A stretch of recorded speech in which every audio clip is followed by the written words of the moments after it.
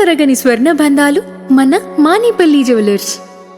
నిన్నటి దినం మన ప్రొద్దుటూరు మాజీ ఎమ్మెల్యే గారు కార్పొరేట్ వ్యవస్థలను ప్రొద్దుటూరుకి రాకుండా ప్రజాప్రతినిధులందరూ కలిసి దానిని కార్పొరేట్ వ్యవస్థలను ప్రొద్దుటూరుకి రాకుండా మనం ప్రొద్దుటూరులో ఉండబడే వ్యాపారస్తులకు వారు వచ్చిన దాని వల్ల నష్టం జరుగుతుందనే ఉద్దేశంతో ఆయన ఒక ప్రెస్కు చెప్పి అందరం కలిసి దానిని ఆదుకోవాలని చెప్పడం జరిగింది. ప్రజలందరూ, రాజకీయ నాయకులందరూ సంఘటితంగా దాన్ని నిలబెట్టాలనేది ఆయన చెప్పడం జరిగింది. కాబట్టి ఇప్పుడు ఇంతవరకు వచ్చిన కార్పొరేట్ ఆసుపత్రులు ఎవరి టైంలో వచ్చినాయి, సిఎంఆర్ ఎవరి టైంలో వచ్చింది, డిమార్ట్ ఎవరి టైంలో వచ్చింది, చందనాథ్ అనేది గోల్డ్ షాప్ ఎవరి టైంలో వచ్చింది. ఆయన ముందు వద్దంటాడు, ముందు వీళ్ళందరినీ వద్దన్నాడు, సిఎంఆర్ వద్దన్నాడు.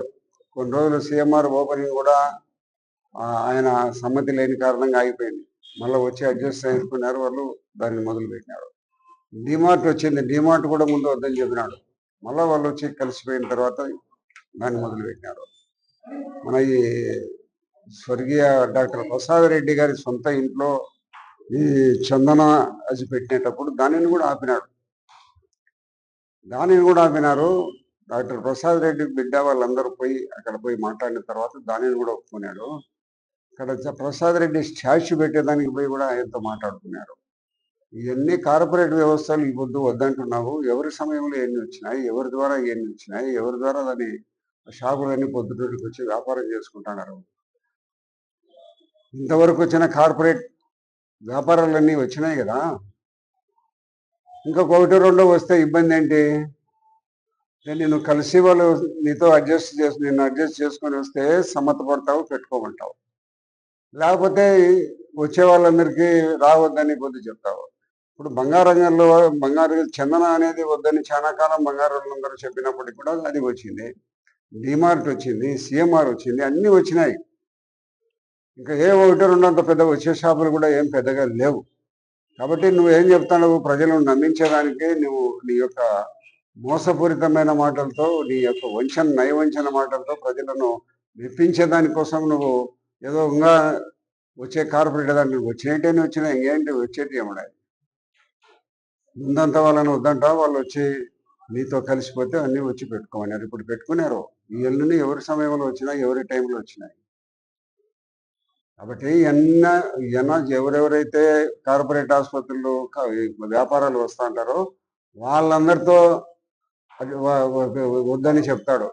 వద్దని చెప్పిన తర్వాత వాళ్ళు వ్యాపారస్తులు కాబట్టి అన్ని రకాల ఇక్కడ స్థలాలు కొనుక్కొని ఇల్లు తయారు చేసుకుని బాడిగలకు తీసుకున్న తర్వాత వచ్చే వాళ్ళను అది ఆయనతో ఒకంత ఇబ్బంది ఏముంది, మనం వ్యాపారం చేస్తున్నాం కదా, ఇది కూడా వ్యాపార దూరంలో చూస్తామని ఆయన పోయి కలవడము, ఆయన హస్తలాఘవం చూపించడము, వాళ్ళందరూ వచ్చి మళ్ళీ ఇక్కడ పెట్టడము జరుగుతూ ఉంటాయి. ప్రతి ఒక్క దాంట్లో ఆయన చెప్పే ప్రతి మాటలో ఒక్కడి పొద్దుటూరు ప్రజలు అతన్ని నమ్ముతారని అనుకుంటున్నారు. నీ మాటలు ఎవరు నమ్మే పరిస్థితి లేదు. పొద్దుటూరులో నిన్ను 10 ఏళ్ల నుంచి చూస్తున్నారు. నీ యొక్క మాటలు నువ్వు ఈ ప్రభుత్వం ఏదో పట్టించుకోవడం లేదంటావు. నీ సమయంలో మద్యం ఏరులే పారింది, విచ్చలవిడిగా పారింది. డైరెక్ట్గా మీకు మద్యం షాపులకు వస్తానే అది గవర్నమెంట్ ద్వారా లేకుండా మద్యం షాపులకు డైరెక్ట్గా కంపెనీలు వచ్చి మద్యం అమ్మినారు. నాటు రకం మద్యం తయారు చేసి వేలాది మంది చనిపోవడం జరిగింది. కాబట్టి నీ ప్రభుత్వము, నువ్వు ఏదో చెప్పుకునేదానికి మా ప్రభుత్వం అని అంటున్నావు. నీ ప్రభుత్వం వల్ల ఎంతమంది ప్రజలు నష్టపోయినారు, ఎంతమంది మద్యం వల్ల తాగి చనిపోయినారు.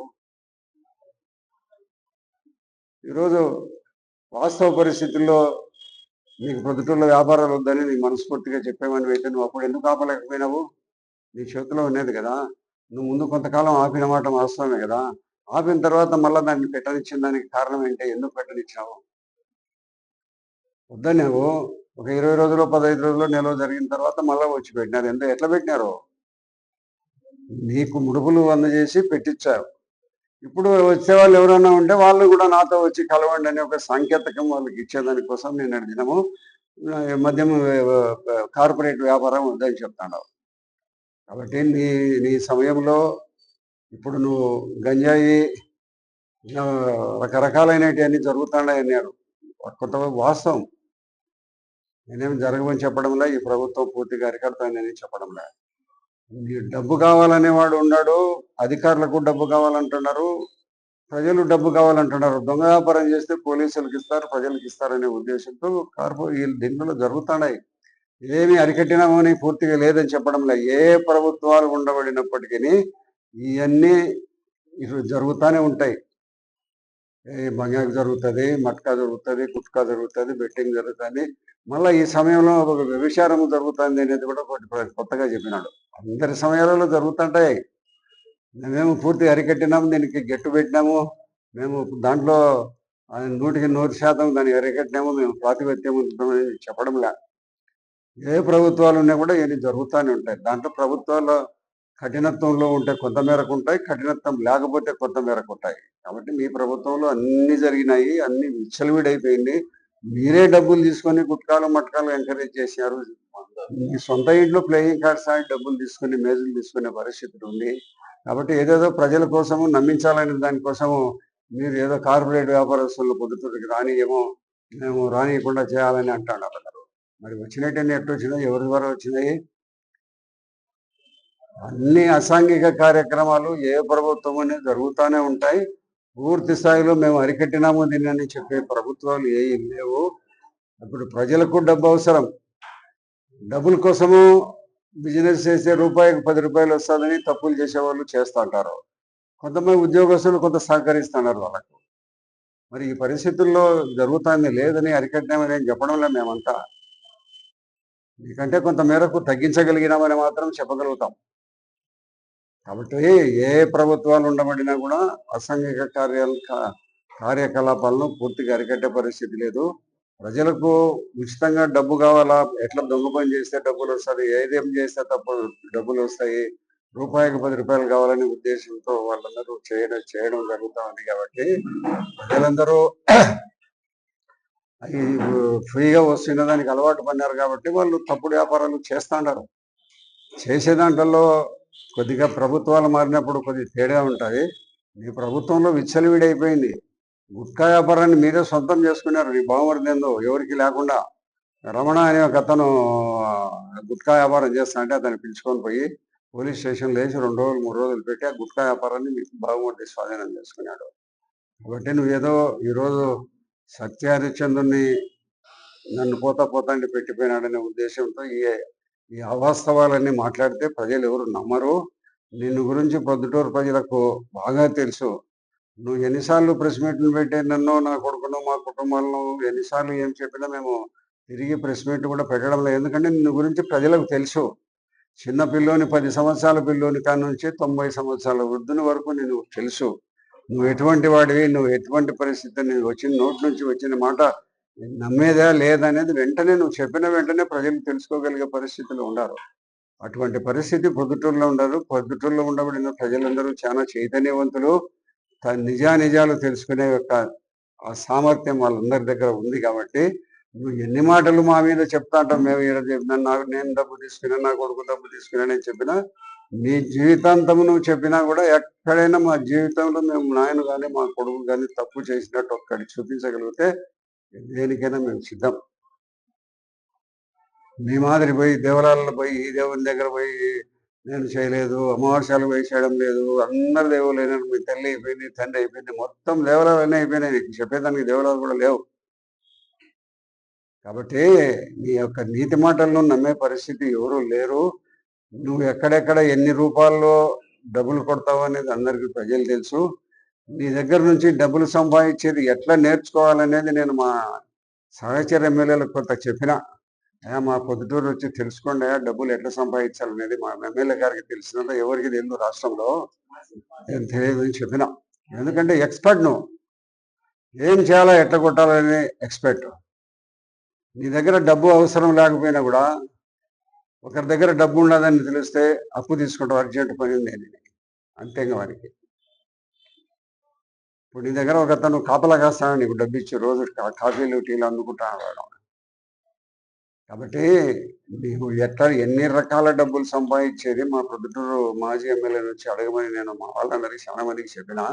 అట్లా అని కూడా అన్నారు. అది నీకు తెలిసినన్ని డబ్బు కొట్టే విధానాలు పద్ధతులు ఎవరికి మన ఆంధ్రప్రదేశ్లో ఎవరికి తెలియవు. అన్ని రకాల నువ్వు డబ్బులు కొడతావు. డబ్బు ఉండాలని అంటే వానికి ఎట్నో ఒకట్ల వేసి డబ్బు కొడతావు. అప్పు అయినా ఇవ్వమంటావు. అటువంటి పరిస్థితి నువ్వు ఇంట్లోనే మేజులు ఇసుకటాకులాడించి మేజులు తీసుకునే చరిత్ర ఇది. నిన్ను ఏదో ఈరోజు ఎన్ని ప్రెస్ మీట్లు పెట్టినా మా మీద ఎవరు ప్రజలు నమ్మే పరిస్థితి లేదు. ఒక్కటి కాకపోతే ఒకటి చూపించమని చెప్పు. నీ టైంలోనే దొంగ రిజిస్ట్రేషన్లు జరగడం మొదలైంది. అంతకుముందు ప్రభుత్వంలో లేవు. ఇప్పుడు మీకు సంబంధించిన పార్టీకి సంబంధించిన 2 కేసులు ఇప్పటికీ కేసులు బుక్ అయ్యి మీ పేజీ 3 కేసులు బుక్ అయ్యి పోలీస్ స్టేషన్ నుంచి బెయిల్ మీద వచ్చినారు. దొంగ రిజిస్ట్రేషన్లు చేసే ఆనవాయితీ ప్రొద్దుటూరు పట్టణంలో గతంలో ఎప్పుడు లేదు. నీతోనే ప్రారంభమైంది. నీతో మొదలై దొంగ రిజిస్ట్రేషన్లు కూడా జరిగినాయి. 2, 3 మొదలు బయట పడినాయి. ఇంకా 3, 4 ఉన్నాయి, బయటకు వస్తున్నాయి. కాబట్టి పొద్దుటూరులో నువ్వు ఎన్నిసార్లు ఏం మా మీద చెప్పినా కూడా మమ్మల్ని కూడా ప్రజలు తెలుసు. మమ్మల్ని గురించి కూడా, మా కుటుంబాన్ని గురించే తెలుసు, నిన్ను గురించి కూడా తెలుసు, నీ కుటుంబాన్ని గురించి కూడా తెలుసు.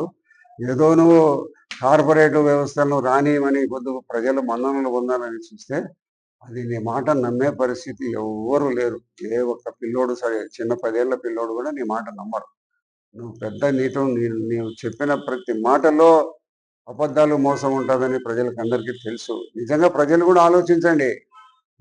మా పరిస్థితి ఏంటి? మేము ఎక్కడైనా అవినీతికి పాల్పడుతున్నామా? గతంలో ఆయన ఎట్లా పాల్పడినాడు? గంతకు ముందు ఉన్న వాళ్ళు ఎవరు ఎట్లా పాల్పడినారని విచారించండి. పొద్దుటూరు ప్రజలకు అందరికీ తెలుసు. పొద్దుటూరు ప్రజలందరూ వివేకవంతులు. అన్ని రకాల సమాచారం తెలుసుకొని వాళ్ళ మనసులో పెట్టుకుంటారు, బయటపడరు. నువ్వేదో చెప్తాండగానే అంత అయిపోయింది, నా మీద ఏదో నమ్ముతాడారు అనుకుంటా అంటే ఒక్క సూదిమోపినమైనా కూడా మా మీద నమ్మేదానికి అవకాశం లేదని మేము భావిస్తున్నాం. మా సొంతంగా ప్రజల మనసులో ఏముందో చెప్తే స్వాగతిస్తాం వాళ్ళని కూడా. కాబట్టి ఏదో ఈ కార్పొరేట్ వ్యవస్థను రాకుండా నువ్వు అడ్డుకుంటావని ఏదో చెప్పడం వలన ప్రజలు ఏదో సంతోషపడతారని నువ్వు అనుకుంటున్నావు. నువ్వు కార్పొరేట్ వ్యవస్థలు వచ్చిన అన్ని నీ టైమే వచ్చి మాట్లాడుకుంటే నిన్ను అడ్జస్ట్ అవుతావు. నీ హస్తవలాగా ఉంటూ డబ్బులు కొట్టేస్తావు, ఓకే అని అంటావు. మళ్ళీ ఇప్పుడు ఏదో చెప్తుంటావు. ఎవరన్నా వచ్చేవాళ్ళు ఆయన దృష్టిలో పడినారో ఏమో నాకు తెలియదు, కానీ కొత్తగా ఎవరైనా వచ్చే వాళ్ళకుంటే వాళ్ళకు ఒక హెచ్చరిక మాదిరి ఈ మాట చెప్తాను.